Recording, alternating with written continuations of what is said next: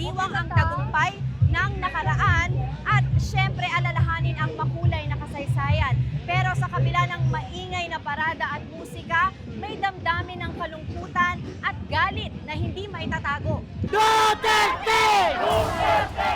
Sinakay na sa isang eroplano si dating Pangulong Rodrigo Duterte.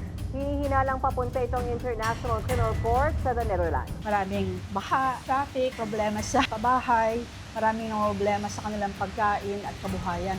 Hindi yan yung Davao na gusto sana natin makita when we hit our 100 years. Hindi lang si Duterte ang maaring maging leader dito sa Davao. Bakit kayo nandito? Para sumuporta kay PRRD. Dahil alam namin si Duterte ay inosente. Sasama ako sa ito. Hindi yan totoo yung sa human right na illegal arrest, walang due process. Kaya we are not Filipino for nothing. Duterte! Ito ako dalhin doon sa international body na hindi tayo membro. Very sad, kasi mahal namin si PRRD. 3 araw na akong halos hindi nakakatulog, iyak lang po ng iyak. Masakit, ganun yung ginawa sa kanya na naging presidente siya ng Pilipinas. Sa kabila naman nagawa niya, ganun pa rin po yung ginawa sa kanya. Yung Rodrigo Roa Duterte. Ito mga tao ngayon, hindi ito ganito karami kung walang napipil na masakit. His surname is Duterte. Hanggang hindi siya makauwi dito sa Davao, patuloy itong protesta namin. Dapat ibalik siya dito sa Davao.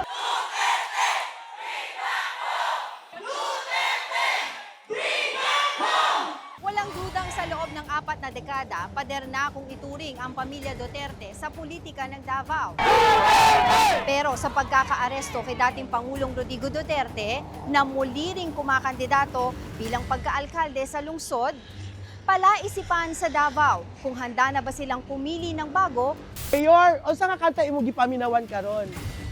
Sure, by Carlo Nograles.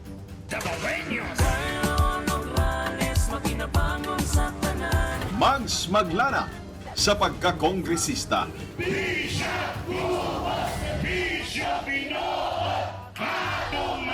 Marami tayong nagawang good, more than ever before. Congresswoman Attorney Migs Nograles. Amping kanunay!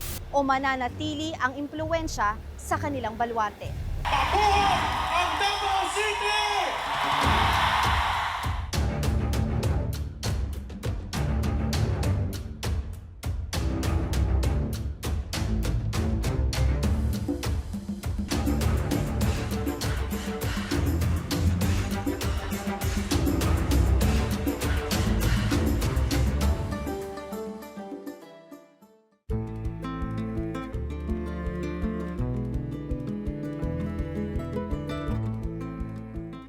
Years na ang Davao. Sa halos 9 na dekada nito, 4 na dekada dito ay sa ilalim ng pamumuno ng mga Duterte. Makikita natin dito sa kanilang tarpaulin ang history ng Davao. No? Pinagdaanan nito ng napakaraming iba't ibang mga mayor at makikita natin dito ang pinakamahabang termino ay si Pangulong Duterte. Sa mga kababayan ko, sundin ko ang gusto ninyo. I announce my retirement from politics. Naghain na ng kandidatura sa pagka-mayor si dating Pangulong Rodrigo Duterte habang running mate niya ang anak na si incumbent Mayor Baste Duterte. Mayor tayo. Isa sa mga icon ng Davao ang Agila at gaya ni Digong, naging matayog ang lipad ng kanyang karera sa politika. At nang ma-appoint bilang OIC Vice Mayor noong 1986, nagsilbi ng ilang termino bilang alkalde, naging congressman, hanggang sa maluklok bilang Pangulo ng Bansa noong 2016, the first Mindanaoan President. So help me God.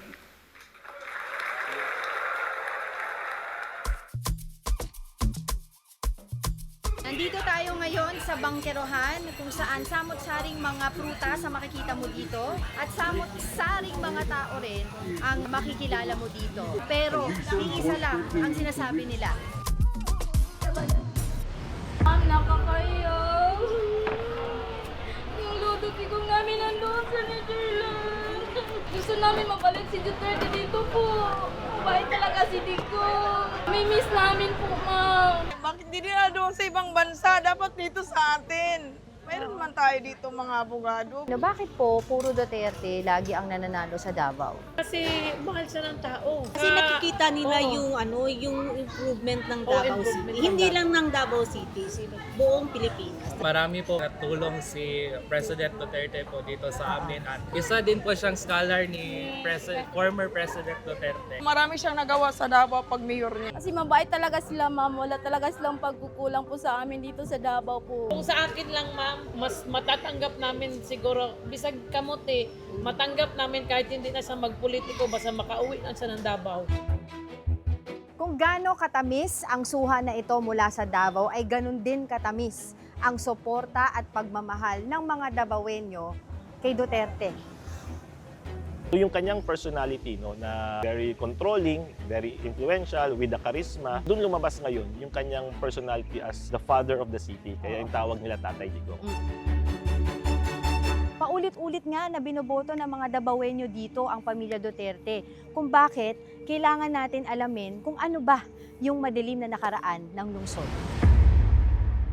We were trained na pag may putukan na, punta lang kami sa banyo and then stay there until the putukan ends because the banyo is the only yung solid na concrete wall. Na hindi malulusotan ng bala. Yeah. Ang kapitbahay naman namin, meron silang foxholes sa ilalim ng bahay. So sila naman trained, pag may putukan, gising agad, baba sa ilalim. So kahit po sanay kayo, nakakaramdam pa rin po ba kayo ng takot? Oo naman, barulyo. Opo. Like you can really hear yung mga automatic. Memorize mo na anong Yes, tunog of ng course. bar, anong tunog ng M203.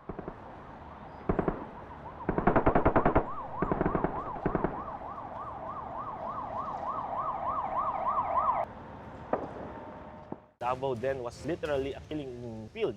Talagang left and right yung patayin kasi iba't ibang mga forces na nandito. Nandyan yung military, nandyan yung police. That time, ma'am, kasi rami talaga dito mga robbery. Yung hindi pa tayo Digong. Merong mga snatch. Dito, lalo na dito sa bangkiruhan. Hindi ka pwedeng magsuot ng mga alahas na hilahin. And that's the reason why na hindi nagde-develop yung syudad. Aminado naman siya, sabi niya, wala naman talaga akong expertise sa politika. Ako, ang alam ko lang, peace and order. So ako na bahala sa peace and order, kayo na bahala sa iba. When I became mayor in 1988, it was at the crossroads of the lifting of martial law. Cory won, and there was so much disorder in my city. And I just simply said to the hold-uppers, to the drug syndicates, to the criminals, please leave my city. If you do not leave my city, I will kill you. And for those who did not bother to move, they died. That's an open confession. He also knows very well that after resolving that, you have to bring in the investors to create employment. Because if you don't do that, then you'll go back to the same problem of domestic instability because of the lack of opportunities. Parati nga sinasabi no na magbo-boom naman ang business kung okay ang Kung peace and maayos order. ang- Oo. Davao will continue to grow. It has shown its economic resiliency over the years, largely driven because of the stability it has given investors. Hindi magiging safety city ang Davao City kung hindi dahil sa kanya. Kita talaga natin kung gaano ka disiplinado at kung paano niya binago yung Davao. Satisfied kami 100% kasi tahimik ang syudad namin. Walang mga krimen, maglakad ka dito kahit naka-cellphone ka sa daan, kahit nagasuot ka ng maraming alahas. Hindi ka matatakot kasi walang snatchers, walang mga ganyan, walang hold-up. Nakapahinga na kami, nakalakad na kami, hindi kami komportable na kami sa mga anak namin. Yung mga tita ko, makapaglakad na sila ng kahit alas 8. Sus, wala safety. Mula nung nag-upo siya, 1988, yung mga impar natin dito sa Davao, napa-improve niya lahat. So itong fruit stand na to, dati basurahan lang to. Tapos ayun, nag-request yung tita ko po na gawin niyang fruit stand.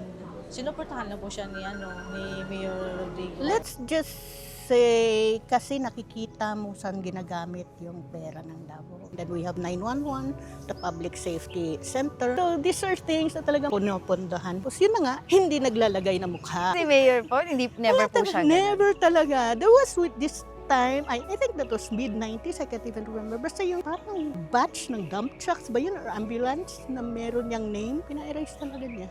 Ang galit. This morning, I was informed that I think the military is there already cutting the fallen trees so that access can be had. Ang total income is 10,000. So, sa 11 kabuo, it's about 110. Para sa damage, wala kayo masunog ka ng 5. Meron dito. noong unang pampanahon, yung kahit may mga nagkakasakit, makakalapit ka sa kanya ng personal, hindi siya namumulitika na yung iba, alam natin, yung ibang politiko, itatanong pa, sinong binoto mo? Siya wala. Yung pamilya namin, malaki din na itulong niya noon. Yung lola ko, pabalik-balik sa ospital, patay naman yung lola ko. Malaki din ang naitulong niya doon. Diyan siya paggabi, a lot of stories are there. Mga ordinary people, being able to encounter him in a taxi, or seeing him on the road, ganyan. Si Duterte yung nagpalakas nung deputy mayor. So yung mga different tribes, may deputy mayor siya. Nasasabihin niya na, kung may kailangan kayo, lapitan niyo lang tong taong to. So parang made him closer to the people. Ano man ang mga mangyari na trouble, may mga sakuna, emergency, or kung ano man, kahit pa madaling araw, si Duterte, nagapunta talaga yan siya. Oh, ba't parang nababasag yung boses mo? Kasi ano siya, die hard. Siya lang, ikaw? Kaming lahat. Oo. Kaming lahat dito. Ba't ka naiiyak? Mahal namin kasi yung si Duterte. May linamnam pero matapang ang amoy. Gaya ng durian, hindi lahat sumasang-ayon sa mga naging polisiya ng mga Duterte. Nariyan ang palaging ipinupukol sa kanilang mga issue ng human rights abuses at unsolved murders. Yung sa TV, yung tumatakbo, sa CNN, pati BBC since yesterday, said that Duterte admits killing or shooting the criminals. Napapatayin ko talaga Tokhang is tok-tok hangyo. Pupuntahan ka sa bahay mo, kakausapin ka, pwede ba tumigil ka na? So meron niyang number of warnings. I was caught smoking shabu in public. Kayo rin ba yung nakasama sa Tokhang, yung unang-unang Hindi naman supposedly Tokhang yan because yes, the war was, sabi niya, sige, all you pushers, you get treatment. It was a good thing. So isa yung pinagpasalamat ko sa government that there's enforcement. Otherwise, I'd still be in the dark and still using. Maaring nag-progress, maaring nagbenta na ako. I'm one of the recipients ng program ni Mayor Rodi Duterte, especially on the rehabilitation. For how long? 6 months. Pag hindi ka tumigil or hindi ka umalis, ay merong mangyayari. Ganun lang. Ano pa yung mangyayari? Tuk-tuk is you'll either be arrested, you'll be killed while trying to resist. Stories like that. War will not be sidelined. The naked truth was that we are a nation napakaraming addict. Ngayong nakikita po natin yung supposedly na Tokhang, resulta ng Tokhang na ginawa sa buong Pilipinas nung presidente pa si Pangulong Rodrigo Duterte. Ano po yung nararamdaman ninyo? Tokhang kasi is listing people. Kasi sa amin as mga Visayan speaking sa Davao, you're pleading for them to reform. We understand that perfectly. I think mali lang for me personally, it should have been the health system that delivered treatment and rehabilitation, not through the barrel of the gun. So ngayon, people are demonizing people. At matay ng tao. Sabi nila, dapat patayin din. Hindi naman bababa sa 16 na sangkot sa iligal na droga sa Quezon City. Ang ilan sa kanila, pulis pa. Kung sinasabi man nila na may mga namatay, hindi man yun sila basta pinatay. May kasalanan din sila kasi alam naman nila kung anong pinasok nila. At saka bago nangyari yun sa kanila, ilang beses pa sila binigyan ng pagkakataon na magbago. Yun ang pinili nila Ang gusto lang naman ni Duterte maging safety ang Davao. If you haven't lived in Davao, you wouldn't understand Kasi it was really bad. And we were young then, so alam mo yung mga images na nakadikit pa sa aming memories, nandiyan talaga. Dead people, mass graves. Ano po bang nararamdaman nyo? Kung masama man talaga siyang tao, hindi siya magtagal ng 20 years kasi hindi naman mga mangmang ang mga tao ngayon, hindi mga tanga. Naisip namin. namin. Kung iisipin namin pag iba yung mayor, siguro babalik yung dati. Yung lalabas na naman yung mga gulo. Ganun yung narrative nila na, sige, kung gusto nyong mawala ito, wag nyo kaming iboto. So if you don't like peace and order in Davao, kasi after na-establish yung peace and order, talagang nag-boom din yung economy ng Davao. So kung gusto nyo mawala ito, edi bumoto kayo ng iba.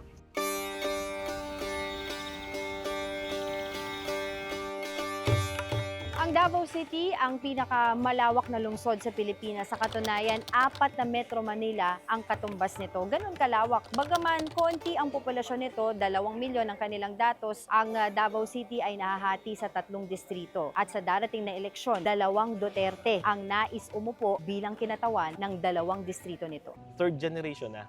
So apo na to, no? So dalawang apo yung tumatakbo. No? The first one is tumakbo sa 2nd district, no? As congressman.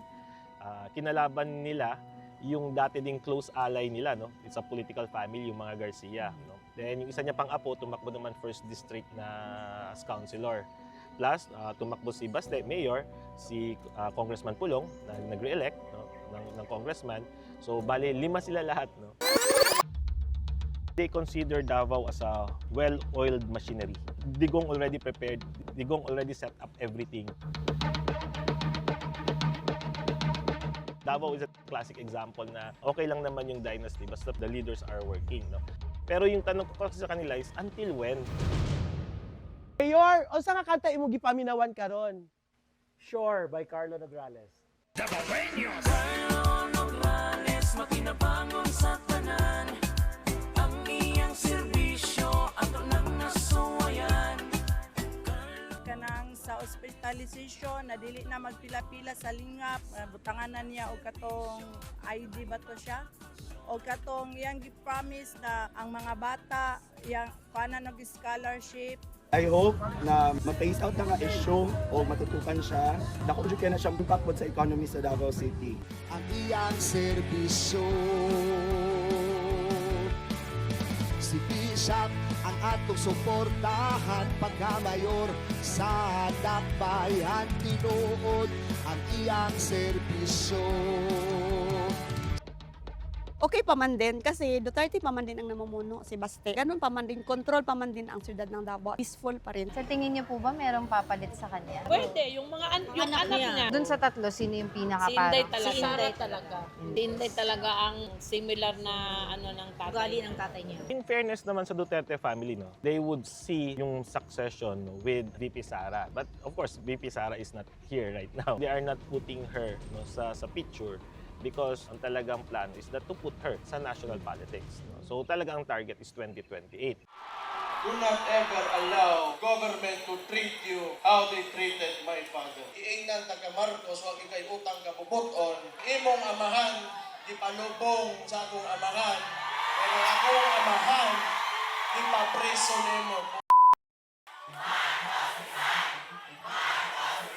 And I truly pray, Mr. Marcos, that you will be able to finish your term. Mr. President Marcos, you will never be loved. All you have is the government's resources and your term. Beyond that, you are nothing. We will stand up and we will fight back.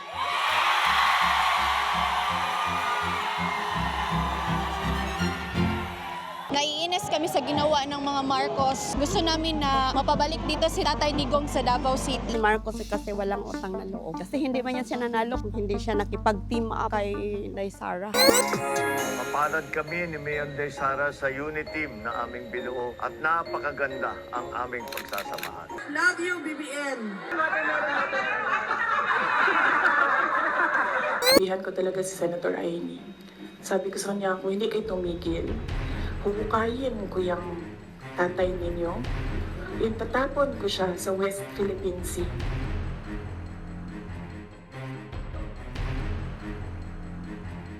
Kapag pinatay ako, patayin mo si BBM, si Lisa Araneta at si Martin Romales. No joke.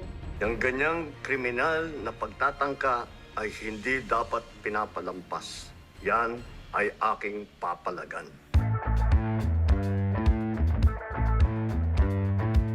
So nandito po tayo ngayon sa karinderya kung saan paborito na puntahan na kainan ni Pangulong Rodrigo Duterte.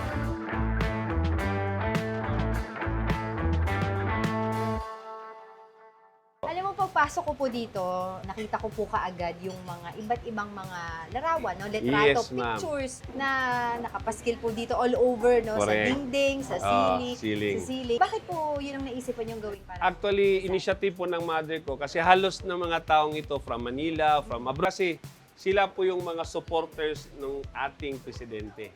Mula naging mayor hanggang naging presidente po siya, loyal po sila sa ating presidente. So gusto lang naman ipaabot ni mother na ang daming nagsusuporta sa kanya. Ito po napansin ko dito si VP Sara. Yes, Normally may katabi yan nung nakikita Hindi ko ko dati. napansin, ma'am, pero heartbroken kami nung simula kung sino man yung nasa kabila. Buong Davao po, hindi nagustuhan yung sitwasyon. Kaya nga, sabi namin, nabudol. Nabudol po kami sa sitwasyon na hindi namin inasahan na magkaganito. So mula noon po, nung nagka-problema na, so nawala na siya. Napasugod kagabi si Davao City Mayor Baste Duterte nang mabalitaan namanong i-raid ang bahay ng kanilang tatay Digong. Ano po yung ano nyo? Naka-live po kayo? Hindi, nanonood ako ng ICC po. ICC. Sinusubaybayan niya siya. Oo, sinusubaybayan ko po. Kung naririnig kayo ni PRRD, ano masasabi niyo sa kanya? Tay, alam ko, babalik ka dito sa Davao City. Kailangan ka ng taong bayan. Yan ang totoo, Tay. Kasi dahil sa'yo, lumakas yung loob namin. Binuwas mo ang buhay mo para sa bayan. Magbe-birthday po si Tatay Digong. Yes, 80 years old. Ano pong mensahe niyo sa kanya? Yung wish namin, ibalik nila si Tatay Digong. Tama na yung mga hirsi-hirsi, yung mga paninira. Tama na po, masakit sa amin. Hindi kami titigil dito. Sana maawa naman. Binuto namin si Marcos. Binuto namin dahil kan Tatay Digong. Pero ito yung ginawa niya. Yun siraan niya si Tatay Digong at ipakulong niya. Ibigay doon sa ibang bansa. Hindi maganda yan. Masakit sa amin yan. Hanggang kailan niyo po ito gagawin? Hanggang hindi nila ibalik si Tatay Digong. Pag nawala yung patriarch, and that is usually how dynasties naturally die. And sabi ko nga, no, na baka masyado nang nakafocus yung mga tao sa nangyayari kay President Digong sa Netherlands, and they forget na no, they have still a battle to fight here. There's still the 2025 midterm election. yes. Kung hindi sila mananalo dito sa Davao, kalimutan na nila yung 2028. Itong mangyayaring 2025 election, sabi ko, litmus test talaga to. Kasi unang-una, wala siya. Tingnan natin kung nandoon pa ba yung influence.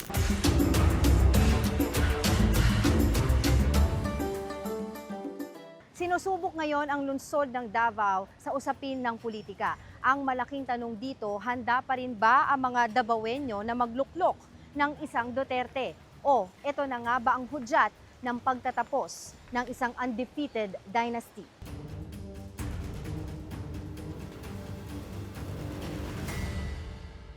But then, Laila De Lima remained a senator. So why would he not be able to become mayor even behind bars? So, It happens. Kumbaga, kahit wala po siya dito, wala po siya sa pangangampanya? I'm sure. He doesn't have to campaign anymore. Malamang hindi po makakakampanya. Yes, hindi nga, ma'am, pero mahal ng tao si Digong as our mayor. Sigurado na panalo po siya. Alam ko naman po susuportahan ng taong bayan dahil mahal po namin ang Tatay Digong. Taong bayan na lang po ang bahala sa pagdating sa ano. Ito po ang bagong mukha, bagong Davao, bagong mayor sa Davao. Julani Jonathan and Prince Socarno Davao as aspirant candidate for mayor of Davao City. Hindi ito mababago kung hayaan natin yung mga tao na walang takot sa Diyos ang mamumuno.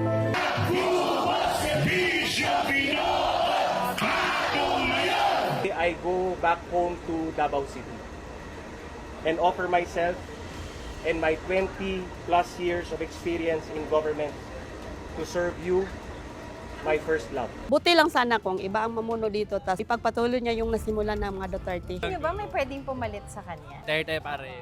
Duterte pa rin kami kahit papano. Wala talagang makapagbabago, Duterte. Ito yung litmus test talaga, no, na alam natin wala dito yung former president, alam nila may sakit, no? Although candidate siya ngayon, but people are aware na kung manalo man siya, he would not be able to sit down as mayor. Paano sila magbo-vote wisely kung wala silang pagpipilian, kung wala silang choices? And that, unfortunately, is the reality in local context where you have dynasties. Kaya pag tinatanong ako, anti-Duterte ka ba? Sabi ko, hindi. I'm pro-democracy. I'm pro-citizens. It might seem like the whole development of Davao is equated to a certain name. Hindi lang isang pamilya ang dahilan kung ba't kami maunlad. I'd like to think na yung mga private sector na nandito, yung mga eskwelahan na nandito, yung mga mamamayan din in different ways. We contributed to the growth of Davao. Tagipatako ta ng mga Davaoenyo. Davaoenyo, mapursigihon, Ang Dabawenyong isog.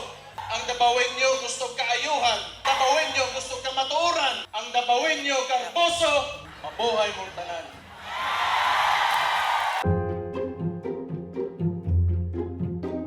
Hindi lang si Duterte ang maaring maging leader dito sa Davao. Nais ko man na ipakita ang aking totoong personalidad. Pero living here sa Davao City, siguro magiging security risk siya. Kasi syempre, alam naman natin na ito ay baluarte, yung Davao City baluarte ng mga Duterte. Ako ay hindi pro-Duterte dahil alam naman natin na kahit anong lente, kahit saang anggulo natin titignan, mali talaga ang pagpatay ng mga inosente. Do you feel na dadating yung point dito sa Davao na maiiba yung liderato nila, hindi lang magiging Duterte? Sa tingin ko, pupunta tayo dun sa puntong yun, pero matagal-tagal pa. Dahil matagal na, sistematiko kasi yung problema dito sa Davao City. Kasi generational talaga yung political views. Kasi nagsistart sa isang pamilya yung pag-build ng isang political view ng bata.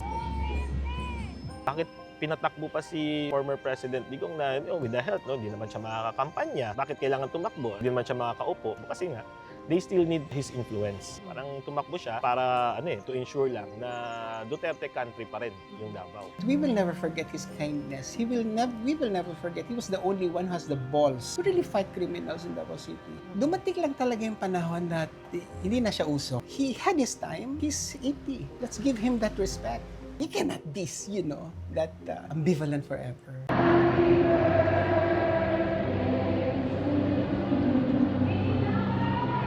Maraming kumikilala ng utang na loob nila kay FPRRD. And, we have to respect that.